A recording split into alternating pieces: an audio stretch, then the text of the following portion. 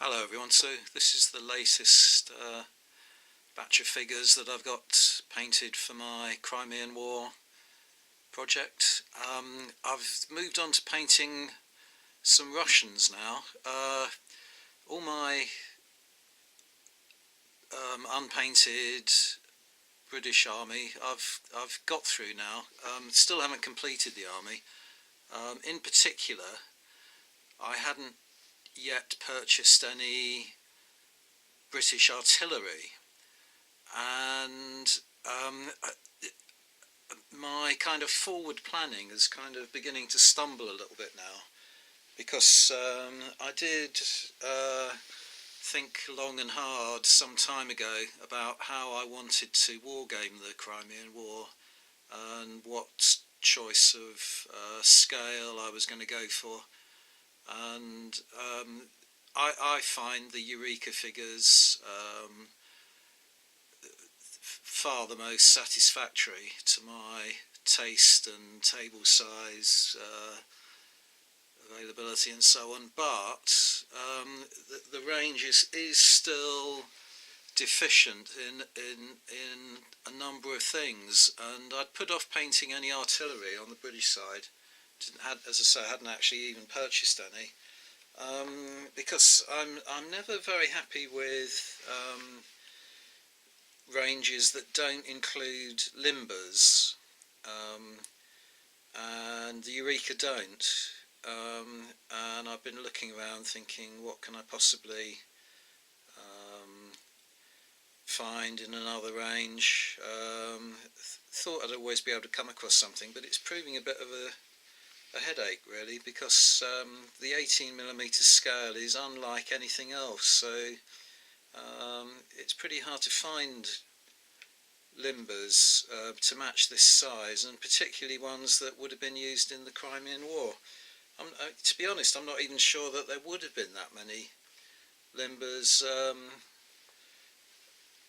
available to them. I really don't know how the British Army trailed their field artillery,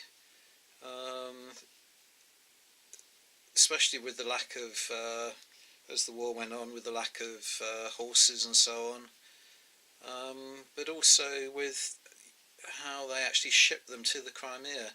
Sure, they must have had some, and it's useful to have limbers in any set of war games rules, rather than just turn the gun around to represent it being limbered. It never looks right to my eye. But anyway, that was one problem, and then another thing that I'm now beginning to find is that the Eureka range, for the British Army at least, only have 6-pounder guns. Yeah, I might be wrong in that. Yeah, they might have a 9-pounder as well, but certainly nothing heavier than a 9-pounder. So what I did, I thought, well, I had already purchased some Russian figures, some Russian artillery figures. I'll move on and paint some of those while I'm thinking about it, and before I put in another order to Eureka. And so I got up my Russian artillery figures. It consisted of, what I had unpainted consisted of 4 6-pounder guns, which you see before you, and 8 Don Cossack artillery crew, which are the ones that you can see before you.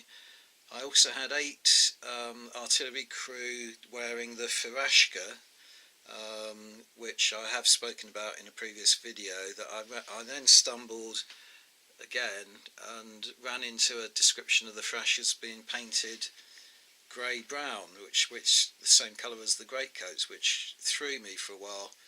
But I think it's pretty clear and conclusive that that is an error, and the Firashkas were dark green in colour. So I was intending to paint them all at the same time, stumbled on the colour of the Firashka, and then discovered that I'm basing them up, although I'm probably going to play black powder with them, the rules, I'm basing them up for a set of rules called Age of Valour, which is a kind of extension of the American Civil War Fire and Fury rules.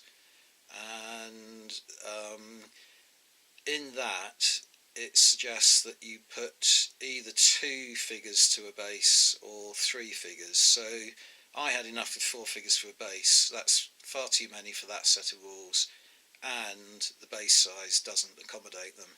So it worked out quite well because I had 4 guns, I had 8 figures, so I put 2 figures per gun, and I've now sent off an order to Eureka to purchase some more guns. I'm going to paint the Thrashkers on the other 8 figures dark green.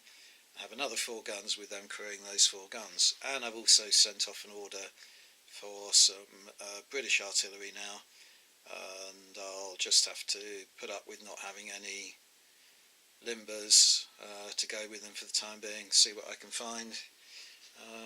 But I've reached the point where I had to make a decision and settle for what I could get.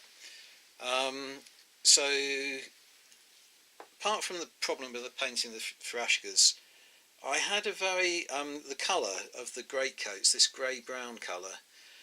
In my mind's eye, I had a very specific idea of the colour that I wanted to reproduce. Let's turn this around a bit so you can see the greatcoat a bit more. There, that colour grey. Now it's described as a grey-brown. I don't know how far back the kind of grey-brown overcoat colour goes in the Russian army, but they certainly wore that colour in the Napoleonic Wars, and they were still wearing that colour in the First World War, and the uniforms were then worn during the Russian Civil War. I find it difficult to imagine that the colour was uniform throughout that period and throughout the army. And in fact, one book I've got, I think it's Nafziger, describes the colour as being varied. This is during the Napoleonic Wars, varied across the army, but uniform within any one single regiment. So, in other words, there's a lot of flexibility in your choice of colour for the entire period. I don't know whether it's just me observing it or whether it's accurate or not to say this, but it seems to me as though the colour kind of mutated from being more brown in the Napoleonic Wars through to a very kind of light grey colour in the First World War. I don't know that, but you do see in illustrations and in the way people paint their Russian armies throughout the whole of that 100 years or so, you do see a huge variety in their choice of colour. So you can't go wrong with it really. But as I say, I wanted this particular colour. I'm really happy with this colour that I've achieved. Let's try and just zoom in a little bit. There, that gives you a little bit more notion of it. So the way I produced this colour was to use 3 different paints, make up sort of a triad of my own, but it's a way of getting both that warm kind of colour and a colder colour mixed together. So I started off with a base of Foundry Quagmire Shade, which is 63A.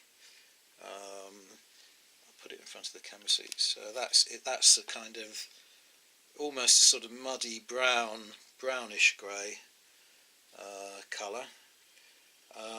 And then over that I used Foundry's Drab Shade, which is 12A, which is a much closer to kind of brown and a lot warmer. And then I gave it a very heavy dry brushing of a colour from one of the P3 colours from Privateer Press, Formula P3, and it's Troll Blood Highlight, which is that kind of colour, which again has got a sort of faint suggestion of brown in it, but is a lot closer to grey. And that was exactly the colour that it's turned out exactly how I imagined it in my mind's eye, so I'm really pleased with that. The one thing about these figures, I do like Eureka, but they do have, occasionally they do have their deficiencies in terms of the way they've been sculpted. In particular cavalry, I'm never happy with the cavalry horse furniture. In the case of these particular Don Cossack artillerymen, they wore a very tall shako, covered it, and usually it was covered in an oilskin covering to hide the metallic plates at the front and so on. So that's fine on these, except that the shakos had a chin strap, and the chin strap isn't described very well on these figures, if at all. I was finding it hard to see if there was a chin strap on them, so rather than kind of paint something that wasn't there, I didn't paint a chin strap on them, and you can't really tell from looking at them. So that's it. As I say, I'm going to have quite a lot of Russian artillery by the time I've got these other 4 guns. Thanks very much for watching, everyone. Bye for now.